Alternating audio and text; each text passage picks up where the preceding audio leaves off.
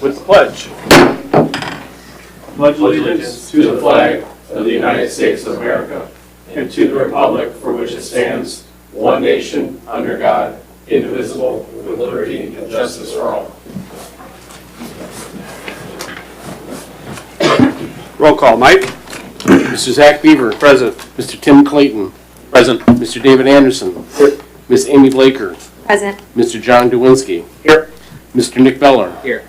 Marshal Robert Byrd. Here. Mr. Tony Clark. Here. Mr. Sean Finney. Here. Mr. David Austin. Present. And I am Michael Lambert. Good evening. Thank you, Michael. First up, we have public comment. Anybody wishing to speak on an agenda item?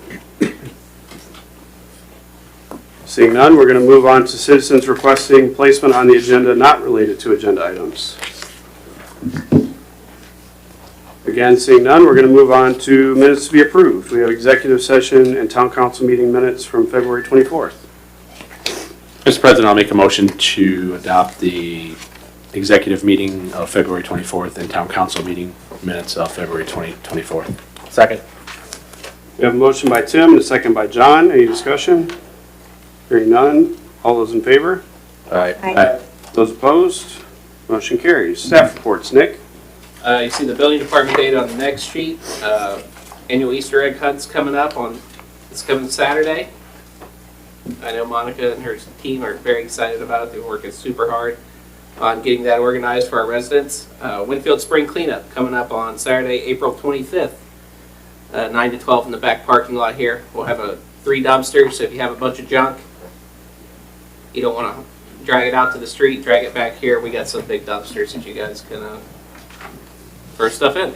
Is there place It'll be for- electronic recycling, so if you have old TVs, you have an old VCR you located in a back closet somewhere, you want to get rid of it. And we will have paper shredding. So if you have a bunch of documents you want shredded, we'll have commercial shredders here available for that. Very good. April 25th, you said? Yes, sir. Thank you. Trees Park is going to be getting a refresh on equipment this year. I know Street Department's already been kind of out there disassembling some stuff, Tony. So probably here in the spring, we'll get the installers in and put in the new equipment. We received it last year, but there just wasn't enough time to get the professional installation done before winter hit. In front of you, you have some road plans for our Highway Safety Improvement Project. You may recall we got some grant funding on that. And that kind of requires a public approval of the plans. These are the plans. It's the pedestrian crossing from Clover Grove to Latitude. And then it's a pedestrian crossing just north of the town hall, crossing Randolph Street, where we stubbed out the sidewalks last year. So that'll be pedestrian actuated signals, stops traffic so people can cross. If I can just get a general approval from you guys on the plans. Sean's here. He will need you guys to sign the plans before he leaves here tonight. So please don't rush out. Is this similar to the Hawk Light down on Randolph? Lesser in scale. I will say it's more just stop signs with flashing lights that are solar powered. Okay.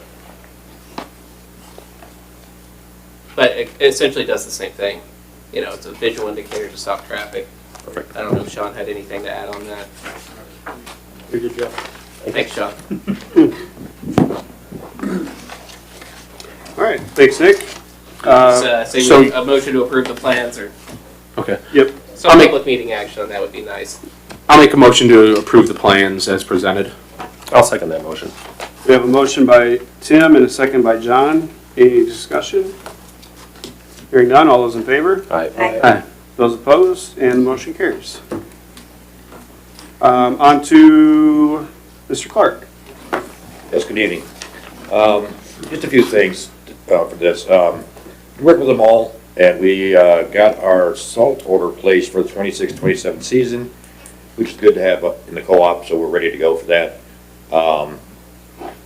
We've started to remove some of the plows and spreaders on some of the trucks so we can get them cleaned up and ready to go and make sure they're ready for next fall. We'll probably finish them up next month, getting the rest of them off and cleaned up and ready to go. As Nick said, we started working on Trees Park. We need to get a few more quotes because we're debating on what kind of footing to put down in there. Looking at either rubber mulch or wood or the pour and play. I've already got a price for the pour and play, but I have to find somebody to do a curb all the way around the park. You can put in the mulch, or the rubber, and that's about it. And everything else is going same old, same old. Very good. Thank you, Tony. Thank you, Chief Tony. Bird. Good evening. The only thing I have tonight is been working with Councilman Anderson regarding the issue of e-bikes in town, in particular Class 3 e-bikes, which are set at a maximum of 28 miles per hour. And doing some research and looking at what Cherville has in place and Carmel, Indiana, and the ordinance that they're implementing to deal with these situations. We look at the Indiana state law, and it says, of course, the bikes aren't motor vehicles, you don't need a license, you don't need insurance, but specifically for Class 3 bicycles, the higher speed ones, you cannot operate it if you're under 15. And between the ages of 17 or 18 and under, 18 is good, but under 17 and under, you have to have a helmet for those usages. Well, the Class 3 bikes, so specifically Class 1, Class 2, if you're not familiar with the e-bike, Class 1, Class 2 are essentially our pedal assists. Class 3, if you've ever seen a Class 3 e-bike, they're essentially electric dirt bikes. Is that one buzz through here when I was standing out there? Yeah, they are not, and they can be made to go faster easily. And if you recall, maybe it was last year, there was a kid killed doing 40 in town in Illinois. It made the Chicago news. He ignored the stop sign, got nailed doing 40. So I just asked Chief Bird to take a look and see what kind of others are doing with it. There are several in town, Class 3s, not Class 1 or 2s, but Class 3s. And so I asked Chief Bird just to look into it, give us a report, and then also give us, if we were to take any action on what his suggestion would be, because they're the enforcers of whatever the ordinance would be on it. So, my thought was at a minimum on a Class 3, yep, you need a helmet. But I also think you should require a driver's license as well, minimally be 16, and have a driver's license on it as well, because then you're treating it like more like a motor vehicle from that perspective. Because look, you're gonna get some 10-year-old on it, whizzing by doing 30, get nailed by a car, or who knows. But at least at 16, you got to take a driver's license test. You in theory know the laws. At least what a stop sign is. So anyway, I just asked you to look into, see what others were doing with Class 3s. 1 and 2s again are pedal assists. So. Yeah, the Class 3 bikes, they're only allowed in the roads or on bike lanes. They're not allowed on bike trails or paths, things like that, just because they're so dangerous. And at those speeds, you're going to see injuries occur. So we'll be reviewing all of that and then getting back to all of you for something to review on your end. And that's it. Thank you, guys. Thank you. Chief Yerma, for the fire department.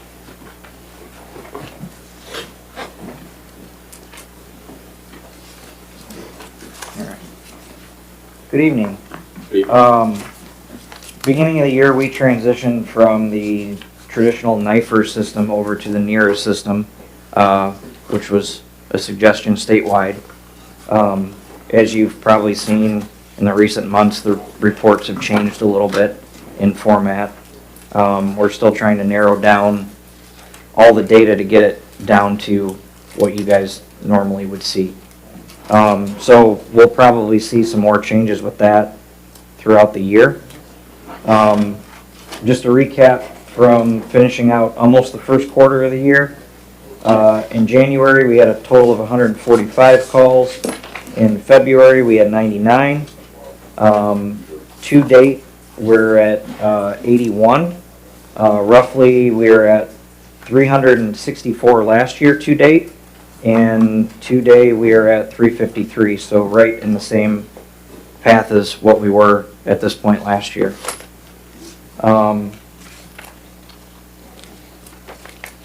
We had a public event over at Wendy's a couple weeks ago. We had overall positive response from the community. We raised just over $600 for that night, which wasn't too bad.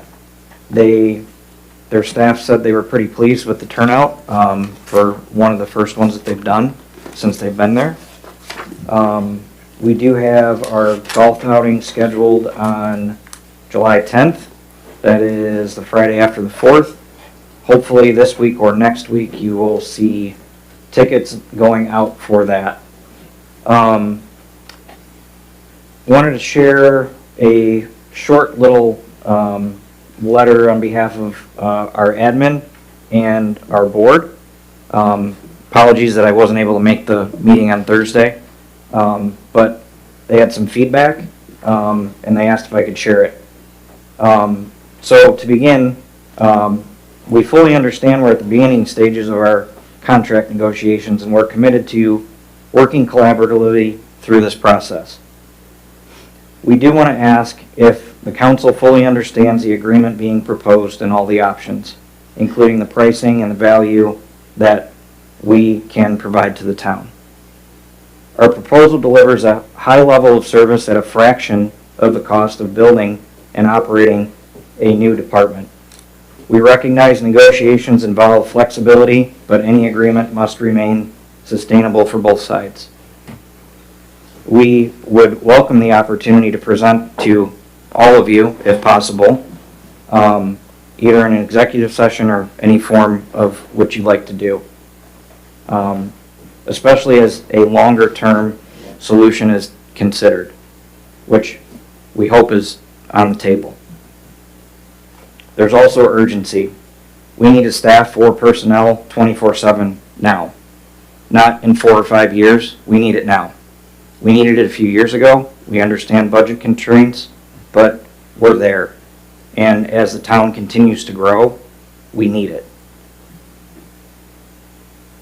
The most important is continued collaboration with us and the township and any other entity who may want to or may not want to be involved in a shared service approach to the most practical and hopefully cost-effective path for everybody involved. Finally, we feel our experience matters. We've been providing fire and EMS services to this town now since its inception. And we want to be a constructive partner for shaping the overall right solution. We appreciate your time and consideration, and we definitely look forward to continuing to work together for an overall solution that best serves everyone. That's all I had. All right. Thank you, guys. Thank you, sir.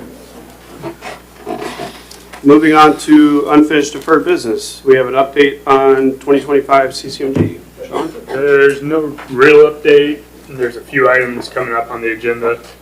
And then with the weather hopefully breaking, we'll watch for the irrigation issues and make sure they're all resolved. Very good. Thank you, Sean. Moving on to new business. Consideration of ordinance 259-B. Recommendation from the Planning Commission for park impact fee reestablishment. We have our, every 5 years, we have to renew our park impact fee. We started one, I think, 10 years ago now. So we've had the initial one renewal, this is the next renewal. I believe that's where we stand. So the state statute requires us to renew it. The Planning Commission has gone and reviewed the recommendation from the Park Impact Fee Committee, the advisory committee that we formed for this project. Taghi, our consultant, has been instrumental in putting all this together for us, and he has helped us out with it over the years. So leave it to Taghi he has a presentation on this item for us. Very good. Good evening. Nice to be here. As Nick indicated, my name is Hadi Arshami. I'm the consultant for this project, and we have been consulting from the day one. So this is the third round that we are preparing this document for you. We are you appointed an advisory committee in September of last year, and we worked with them. We had 4 different meetings with them at different stages of this plan, and what you have is a synopsis of this process that we went through. And in every step that we have performed, the advisory committee has had the opportunity to respond, to review, and analyze. This is a very technical type of product that we have to provide or prepare based on the state statute. For those of you that are not familiar with impact fee, it's a charge that goes for residential parks impact fee. It's a charge that goes for residential housing units, all new, not existing housing units. It is for new construction that developers pay at the time of pulling a permit typically. And as Nick indicated, we started in 2010, and at that time the fee was somewhere around $500 as we calculated. And unfortunately, in your case, you have done two things. One is the population has continued to grow, and the other one, you have also invested in the parks and recreational facility. So your total assets have increased. I do want to take this opportunity to congratulate you.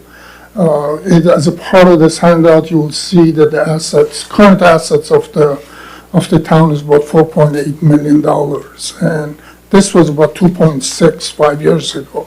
So you have invested that amount, the difference about 2.5 million over the last 5 years, spending and improving parks facilities for the town.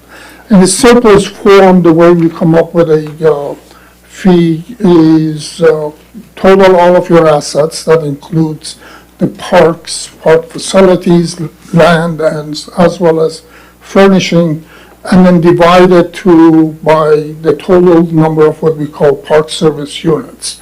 The way we come up with the park service units is basically similar to number of households in the community, and there are some additional calculations. When we divide these, then that comes with a what is called equivalent dwelling unit cost, and that is a service unit cost.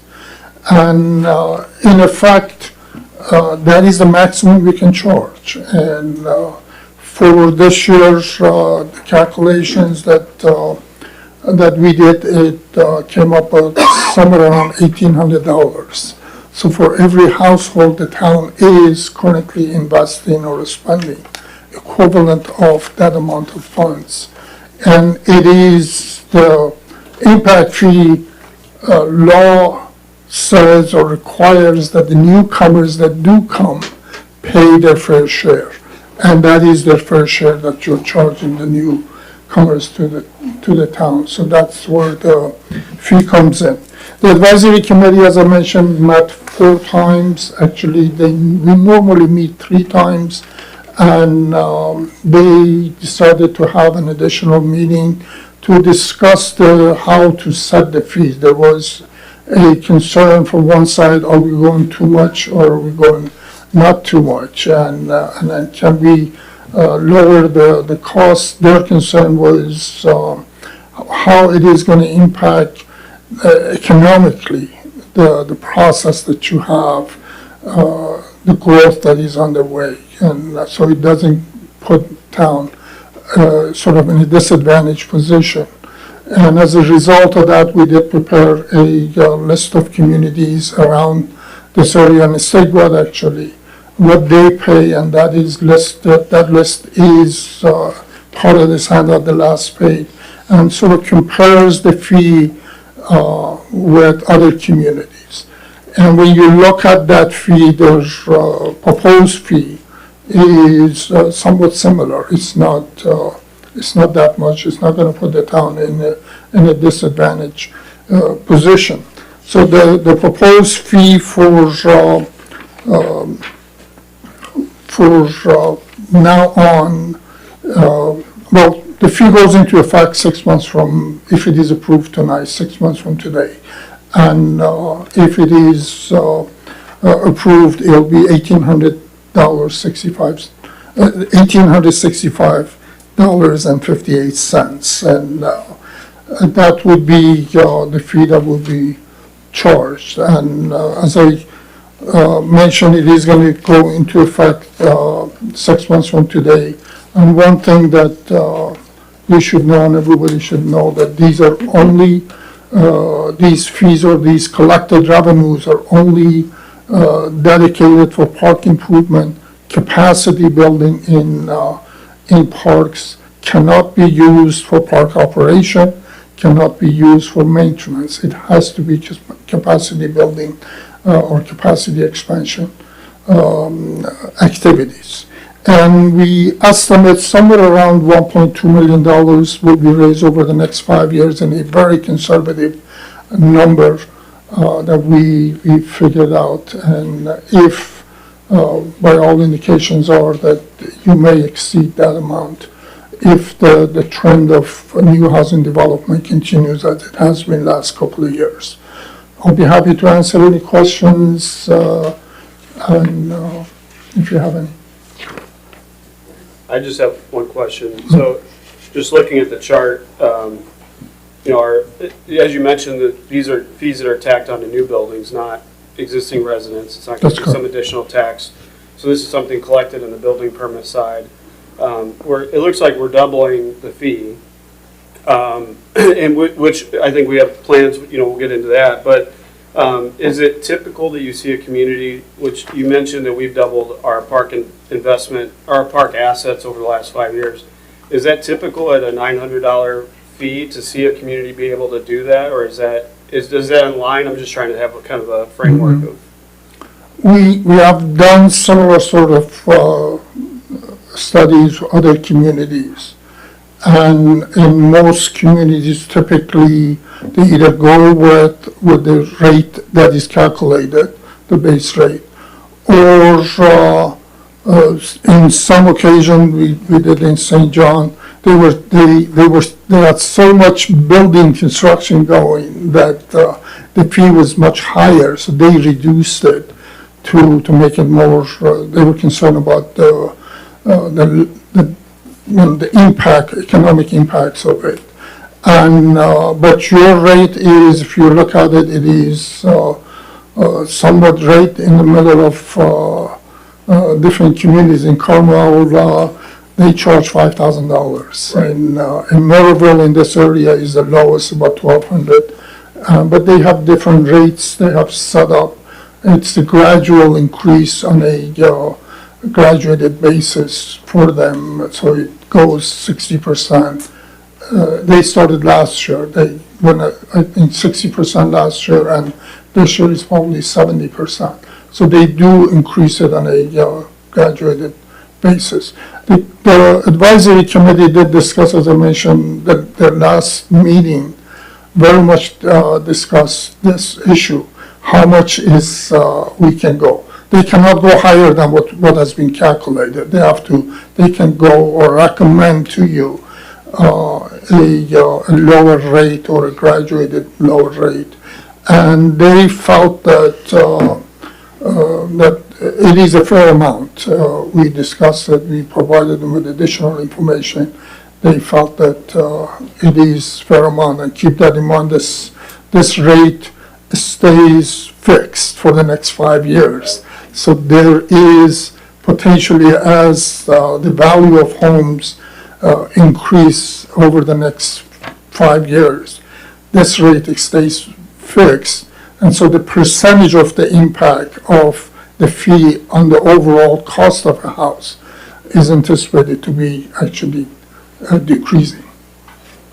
So is it, I guess, my follow-up to that is, have you seen other communities where ours was 900, I don't want to say it's low, but it was on the lower side. Have you seen other communities that have done what Winfield has done as far as doubling assets without, really a high? I mean, you mentioned Carmel was in the 5,000s. I would think it would be at 5,000, it's fairly easy to double your park assets, but we did it with 900. So is that typical, or is that kind of an outlier, or just, what's your take on it? It all depends on the level of investment. As I mentioned, we did Maryville last year. they built a $22 million community center that suddenly came in to play from something that they had a total assets of a couple of $1 million went up to 25 million. Oh, that's a And- good point, yeah. yeah, and then that was one of the reasons, it increased their fees significantly higher than what they had previously, and, which was somewhere around 500. And so they decided to go on a graduated basis, and that's where the 60% came in. And the advisory committee in that case was concerned that they don't sharply increase their fee. What it says, Zach, is that we've invested in our parks, much like what we're gonna talk about here in a Right. few minutes with the new acquisition of the 130-acre park. So now we're gonna go not only double it, we'll double, maybe even triple it. Right.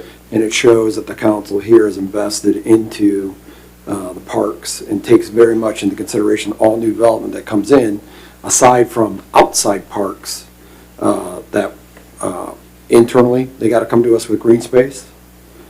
Externally, they're gonna help pay to continue for the town council to acquire land such as Sapper Park here that we're doing today. So it's all in conjunction, but I think in general it shows that, you know, the council over the years has made a firm commitment to make sure that when you come to Winfield, you have green space, you have walking trails, other things. That's what, when we did the master plan years and years ago, not this recent one, but the one before that, is people that came here want that green space, want those trails. They also want, I think it was urban, what was it, Nick? Urban, rural? Was Rural the- modern. Rural modern. And so, you know, they want some modern things, but they want the green space. So I think that ultimately, the advisory committee did what they were supposed to do, came in, said this is it, and we'll gladly take that in 5 more years and double it again. Yeah, right. Thank you, Dave. That's all I got. I don't know if anybody else. Thank you. Thank you, Tom. Thank you. I appreciate all your work. I will entertain a motion on the ordinance. Mr. President, I'd like to make a motion to adopt ordinance number 259-B, an ordinance reestablishing a 2026 park impact fee for the purpose of planning and financing park and recreation infrastructure to serve new development in the town of Winfield, Lake County, Indiana, amending town ordinance number 259-A by modifying the park impact fee currently established in conformance with applicable law and all matters related thereto. We have a motion by John. Mr. President, Sir. is this the first reading by this council of this ordinance? Yes. So you'll have 2 readings tonight. One to approve, a second to adopt. Very good. Did you, I'll amend my Approve. comments to approve this motion. Very good. Thank you. thank you. That works. I'll second. I'll second. We have a motion by John and a second by Tim. Any discussion? Hearing none. All those in favor? Aye. Aye. Those opposed? Make a motion that we suspend the rules and hear ordinance number 259B in second reading. I'll second the motion. Motion by Dave and second by John. Roll call vote. Mike? Mr. Zach Beaver. Yes. Mr. Tim Clayton. Yes. Mr. David Anderson. Yep. Miss Amy Blaker. Yes. And Mr. John Derwinski. Yes. Okay, and I'll entertain a motion to adopt. Yeah, Mr. President, I'd like to make a motion to adopt ordinance number 259-B, an ordinance reestablishing a 2026 park impact fee for the purpose of planning and financing park and recreation infrastructure to serve new development in the town of Winfield, Lake County, Indiana, amending town ordinance number 259-A by modifying the park impact fee currently established in conformance with applicable law and all matters related thereto. I'll second that. Motion by John and second by Tim. Any discussion? Hearing none. All those in favor? Aye. Aye. Those opposed? Motion carries. All right, on to consideration of resolution 26-01, approving of the written order of the planning commission relating to declaratory resolution.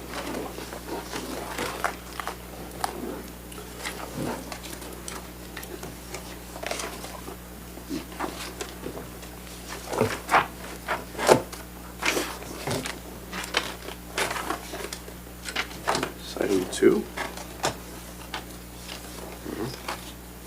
It'll be new business too. The park fees, the big chunk of the book. Okay, I got it. Do we need any background on this? This is the same, this was heard at the Planning Commission on Thursday. I don't know, Tom? may Tom, do you have some any background or Yeah, any happy additional on that? So this resolution approves previous action taken by the Redevelopment Commission last month and the Plan Commission last week to designate an economic development area known as the 117th Avenue Economic Development Area. And under the redevelopment statute, this is a prerequisite for allowing the Redevelopment Commission to purchase the Sapper Park property. And so this town council resolution approves that designation of that economic development area. And then that would go back to the redevelopment commission next month for a public hearing and final action to approve the designation of that area. Very good. Make a motion that we approve Resolution 2026-01, approving the written order of the Planning Commission regarding declaration resolution, title only, resolution of the Town of Winfield Plan Commission approving resolution of the Winfield Redevelopment Commission declaring area in the Town of Winfield, Lake County, Indiana, as an economic development area to be known as 117th Avenue Economic Development Area, approving an economic development plan for said area and all matters related thereto. Second. A motion by Dave and a second by John. Any discussion? Hearing none, all those in favor? Aye. Those opposed, the motion carries. Consideration of Resolution 26-02, approving the issuance of redevelopment district bonds. You gonna take that one too? Happy to. Thank you. So this resolution approves the action that the redevelopment commission just took to authorize the issuance of redevelopment district bonds to finance the acquisition of the Sapper Park property. And so those bonds would not exceed $4.25 million to finance the acquisition of the park property. This resolution, if approved by the town council this evening, it will go back to the redevelopment commission for a public hearing in April as well. I'm happy to answer any questions anyone has on the resolution. Don, you want to just talk about the park one more time? Sure. For those that you weren't here at the redevelopment commission, I'll do a brief overview. So it's been well over 3 years. The town has been engaged with landowners in the area to develop a large tract of land to a community park, not just for us, but for generations to come. And we came across an individual farmer whose farm has been in the family for nearly 100 years, and he was not going to let his land go to a residential development. So one of the stipulations, which I believe this council is fine with, is that there will never be a home built or residential development on this land. Land totals roughly 120 acres. Per the purchase agreement, I believe it's going to be purchased over a few years. Yes. So it won't all be acquired at once, but we have first right to buy the rest of it as years go along with, you know, our council here. There's some conceptual renderings here. Again, it's just conceptual. It shows some parks, some paths, some shelters, some sledding hill, ponds, walking trails. It's all up for discussion. It's a clean slate. We're not obligated to anything at this point. The intent would be to have open questions, forums, public meetings, you know, workshops to talk about what the community would like, not just what I would like, Zach, or, you know, anybody here would like, but what the community would like to see in here. Because it's going to take a little bit of time to build this. We don't have unlimited funds, so with this park impact fee, estimated $1.2 million, sounds like over 5 years, and that could be on the low end. That's a great jump start to get something moving here. So that's how we got to where we're at, and we're, like I said, we're fortunate enough to find a landowner who was willing to take the time, talk to us, be patient with us. This, as I said before, this is monumental. You know, a community that doesn't have a 120-acre park, who wouldn't want one? You know, it's great for what we're going to see in the future here. So I'll take any questions afterwards. I know we have a pretty busy meeting here, but. Very good. Thank you, John. Make a motion that we approve Resolution 2026-02, approving the issuance of the redevelopment district bonds. I'll second that. We have a motion by Dave and a second by John. Any discussion?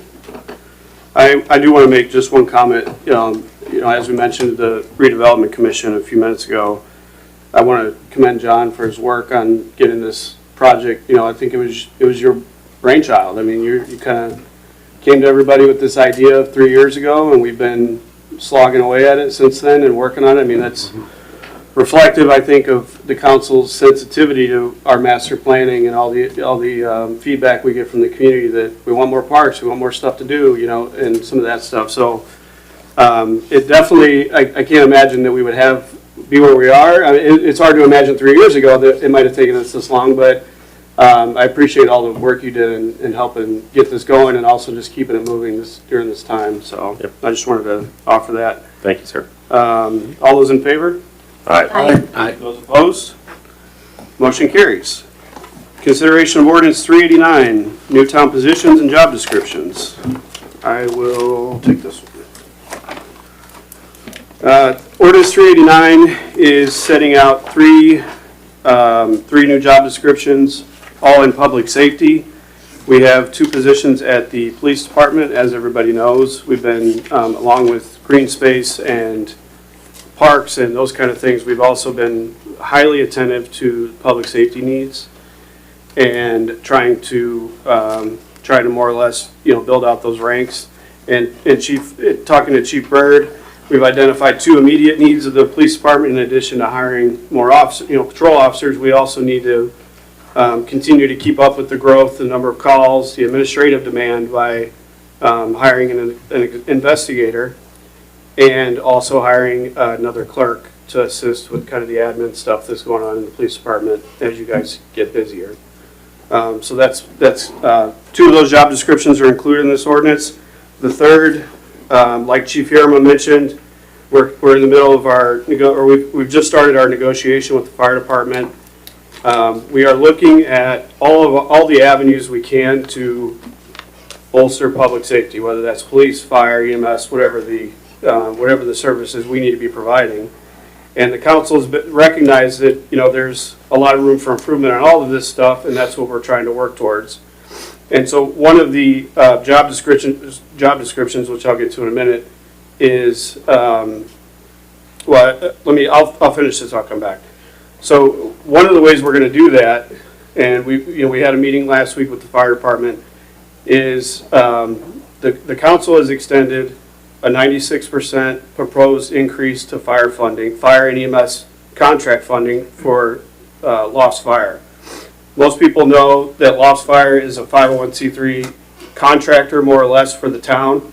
So we enter it. They don't actually fall under the town's umbrella, but we work with them. We contract with them, like Kevin mentioned, since the 70s. I mean, you guys have been here covering this area, and so that happens on a contract basis where the town enters in with a private entity and says, you know, we're looking for service. We negotiate that out, and then they cover us for the period. In addition to the 96% increase that we proposed for over 4 years, we're proposing to purchase a new ambulance, which is probably $500,000, roughly, I would say, in cost.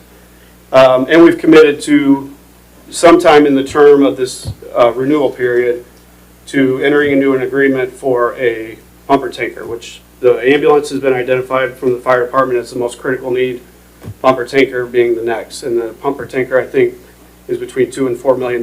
You guys correct me if that's wrong. That was kind of my understanding. And so with the ultimate goal being, as we negotiate this contract, the ultimate goal will be for the town, the fire department has expressed interest in this, and the town is going to explore what does it look like to bring town fire or fire and EMS operations under the town's umbrella. So now we can extend things like PERF under the 77 PERF plan. We can extend other benefits. We can consolidate expenses under the town's umbrella and try to offset some of that, but also transition the operations into more of a full-time fire department, because everybody's struggling for volunteers. It's hard to get people to show up. So we want to start to make that transition under this agreement. Getting to the job description, one of the job descriptions we're going to approve, or up for consideration, I should say, is for a fire and EMS coordinator. The fire and EMS coordinator will be a role under the town umbrella, which will help the town on a full-time basis navigate and coordinate how we transition operations on fire and EMS into the town's general operations, police department, street department, similar type, which is fairly typical for municipalities, especially of our size, not historically of our size, but now the size that we are, about 8,000 people. So That position will be a new position that's created and ultimately will help us transition buying equipment, staffing, figuring out models, figuring out retirement policies, all of the things that have to come before any kind of transition is made.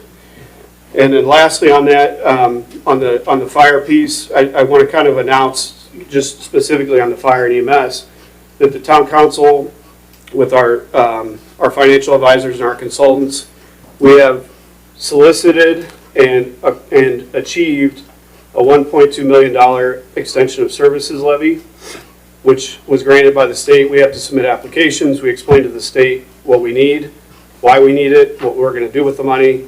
We create a 5-year plan. We submit that to the state, and then they make a determination on whether or not the town is allowed to basically peel off a different piece of the pie. So it's not new revenue coming in, but it's a different chunk of money that now we can only use to extend fire and EMS services under the town's umbrella. So this is money that can't be necessarily contracted out, but it can now be, now the town, instead of paying outside contractors or using creative financing or whatever to purchase ambulances or purchase trucks, we are going forward, we're going to have that 1.2 million in perpetuity. It's going to grow as assessed values grow, and we'll be able to use that money to supplement or add additional fire and EMS coverage for the town. So that is kind of in a nutshell what these job descriptions will do. So to be clear on the extension of the 1.2, it can only be used under the purview of the town. It can't be used for contract or anything else. Right. So if the town had its own fire department as an example, we could use it then to fund staff, do other Correct. things. Right. So, yeah, I just wanted to make sure that was clear. Yep. Okay. Yeah, and it has to be explicitly for us to improve existing services. So it couldn't be something where you have in this case, you have a contractor. It can't be where the contractor is going to add services and that money can now be applied to fund those. It has to be. It's directly controlled by Correct. the town. Got it. Yes. Okay. It has to be more or less a new service that the town doesn't provide, which we don't currently. And we would now continue, now we would begin that and then continue to offer that going forward. Understood. Thank you. Did I miss anything? No, that's Legal? So this will be a 2-reader? That is Adopt and approve and adopt, or is it, since it's positions, it should only be one, right? just job. It's an ordinance too. Yeah, all right. All right. So I'll make a motion that we approve ordinance 389 for new town positions and job descriptions for police department clerk, sergeant detective, and fire and EMS coordinator. A motion by Dave, I'll second. second by Tim. Any discussion? I have a question. Yes, ma'am. Is there any reason why these positions aren't separated in 2 separate ordinances? Probably just convenience, I don't really know. Well, last month we did them in separate ordinances, so I'm just questioning, while I agree with 4 out of the 5 of the positions, I mean, I'm not able to vote the way that I would like to vote because they're not separated. So I'd like to make a motion to separate the job positions. We'll leave a motion on the table right now, so we have to take a vote on that first. That's true. There's a motion on the table. Well, then for the record, I'd like to state that I am unable to vote separately for these. While I agree with 4 out of 5 of them, I don't support the fire and EMS coordinator position. But my hands are tied on voting. Any other discussion? Hearing none, all those in favor? Aye. Those opposed? Dave, you want to? I'll make a motion to suspend the rules and hear ordinance number 389 on the second reading. Second. Motion by Dave, second by Tim. Roll call, Mike? Mr. Zach Beaver, Yes. Mr. Tim Clayton, Yes. Mr. David Anderson, Miss Amy Blaker, Yes. and Mr. John Dewinski. Yes. All right, I'll make a motion that we adopt ordinance number 389 in title only for new town positions and job descriptions, police department clerk, sergeant detective, fire and EMS coordinator. Motion by Dave, Second. second by Tim. Any discussion? I'd just like to reiterate the fact that we are voting on these all as one ordinance instead of like we did at the previous meeting in separate ordinances. Any other discussion? Hearing none, all those in favor? Aye. Those opposed? Motion carries. On to consideration of ordinance 383-B, amendment to salary ordinance for non-elected employees. I don't have this in front of me.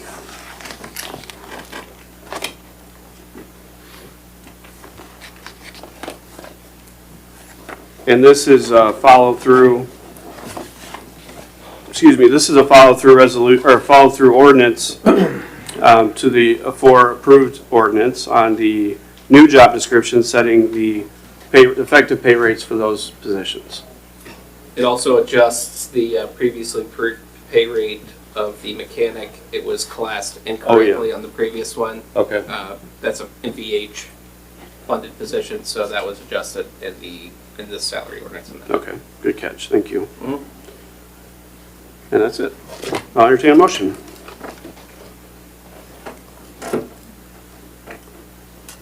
Make a motion that we approve, that's another, Yes.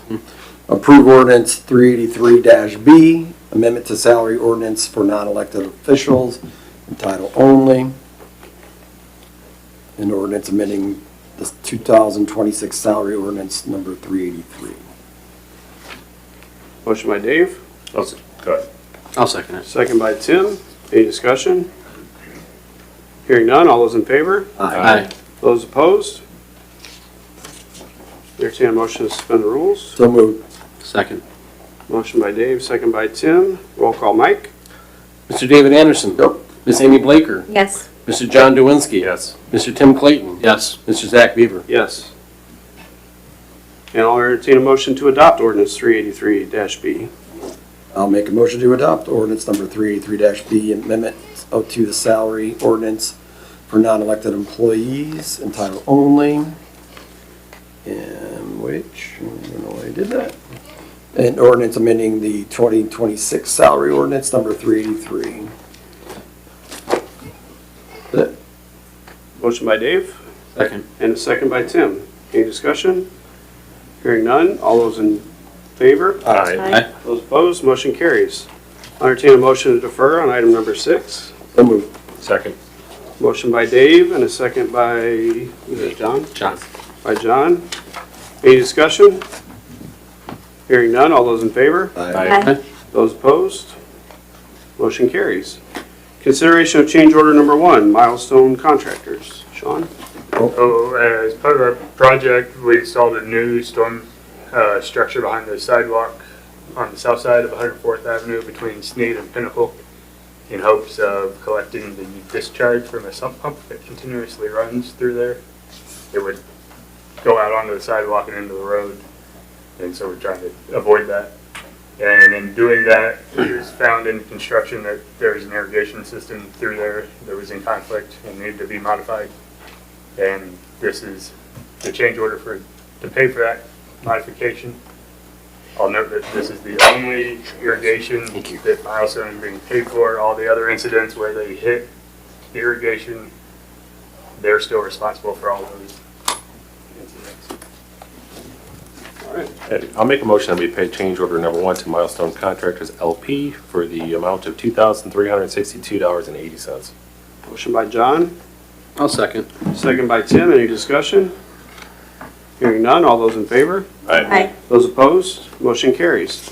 Consideration of pay application number 3 to Milestone. Can you put all these together? Yeah. Yeah, just they're all for the same project. Do an omnibus. So, The first invoice, payout number 3, in the amount of $6,882.79, was one that was from October that they never turned in until last month for some seeding. Pay application number 4 is the amount of $45,980.95. That's almost all of the remaining items, except for they still have to invoice the pavement markings. And we are still holding $141,000 in retainage. And then the pay application number 5 is paying that change order that was just approved in the amount of $2,362.80. All right, thank you, Sean. I'll entertain a motion. I'll make a motion that we address items 8, 9, and 10 together, which are pay applications number 3, 4, and 5 for Milestone Contractors LP in the respective amounts of $6,882.79, $45,980.95, and $2,362.80. Motion by John, I'll second that. second by Tim. Any discussion? Hearing none, all those in favor? Aye. Aye. Those opposed? Motion carries. Anybody wishing to speak on anything? Public comment? Seeing none, we are going to move on to the treasurer's report. Mike? In your packets for this month, there's 11 pages of claims. I believe there's 181 items for a total of $715,488.18. These are for your review, consideration, and approval. Thank you, Mike.